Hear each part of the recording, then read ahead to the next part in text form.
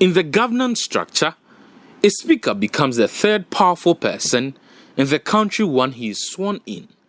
The 7 different parliaments under Ghana's 4th Republican Constitution have so far had 6 different speakers lead the charge.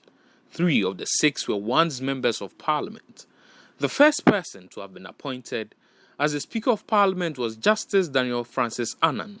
He remains the only speaker to have served 2 separate terms from 1992 to 1997 and from 1997 to 2001.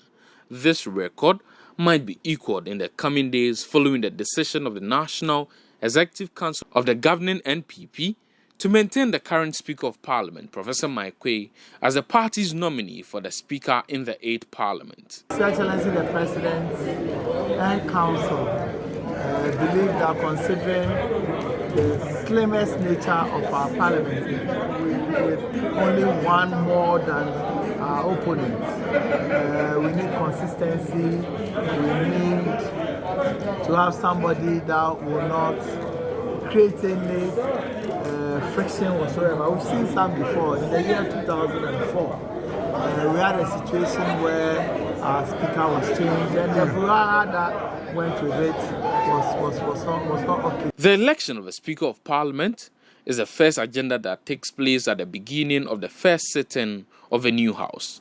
But for events of the 4th Parliament in 2005, Ghanaians would not have witnessed an actual election of a speaker, as other parliaments have recorded both sides building consensus on the selection of the speaker. In the 4th Parliament, the NDC minority nominated Peter Ala Ajete, who was Speaker of Parliament in the 3rd Parliament, to face off with NPP's new nominee, Ebenezer Bejina Sechi Hughes. Ala Ajete, who was known for his unique way of screaming order to members, replaced Justice Annan. Honorable members, order. Honorable members, let there be order and decorum in the House. This is a motion for adjournment. Honorable members, the question is that this Honorable House do now adjourn. Those in favor say aye. The events around that time were fascinating for many observers of the political scene, as the minority had hitherto, in the 3rd Parliament, opposed the nomination of Mr. Ajete, a former party chairman of the NPP, only for them to nominate him for the seat in 2005. Mr. Ajete, however, lost the bid to NPP's candidate Ebenezer Bejina Sechi Hughes, who attained 134 votes. Another contest might be witnessed in the selection of a speaker for the 8th Parliament, as the NDC caucus has served notice that it will also nominate a speaker. Take Techima South by force, compulsory, using state brute force and intimidation. Get a speaker sworn in and yield it, even if it is a court process, back to the NDC. That is what we are seeking to avoid. So Techima South and its decision is critical to our posture and what we will do going forward as a majority caucus. We are very certain that we are 138. We are not going to sit down for anybody to rob us of that seat. As several factors are considered in such political decisions, gender representation is nothing to write home about. In the 5th Parliament, however, an enviable feat was achieved when the NDC selected Justice Joyce Bamford Addo to be Speaker of Parliament at the same time when a woman coincidentally served as Chief Justice for the first time. Many came to appreciate her efforts in contributing to Ghana's democracy. The law mandates that any member of Parliament who is to serve as a Speaker to vacate his seat. This was the fate of Edward Doe Ajao, who succeeded Justice Joyce Bamford Addo in the 2nd term of the National Democratic Congress as Speaker of the 3rd Parliament. As a former MP, he is noted for his vested interest in the procedures of the House. It is not rare to witness tensions between the Speaker of Parliament and the opposing caucus in the House. For Mr. Ajao, his rulings on some issues contributed to a tense relationship between himself and the then NPP minority.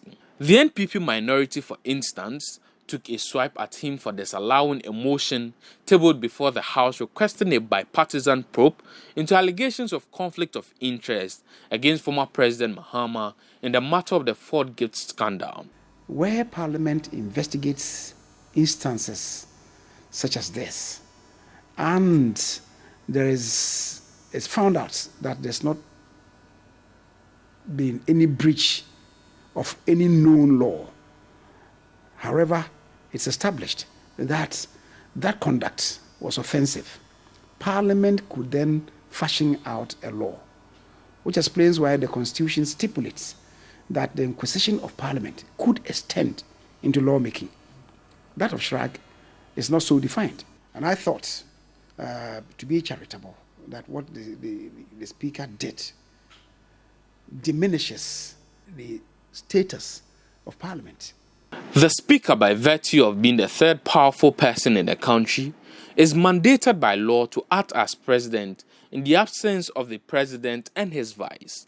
But Speaker Doe Ajao on 2 occasions refused to take the presidential oath of allegiance on grounds that the oath he had taken as a Speaker of Parliament would suffice for him to act as President. I mean, you've seen it all over that I refused to take the oath yesterday. It was reported widely. Yes, But this is something that came. The Chief Justice was here yesterday. We look at the oath that I took last year. Yes. We look at the constitutional provisions.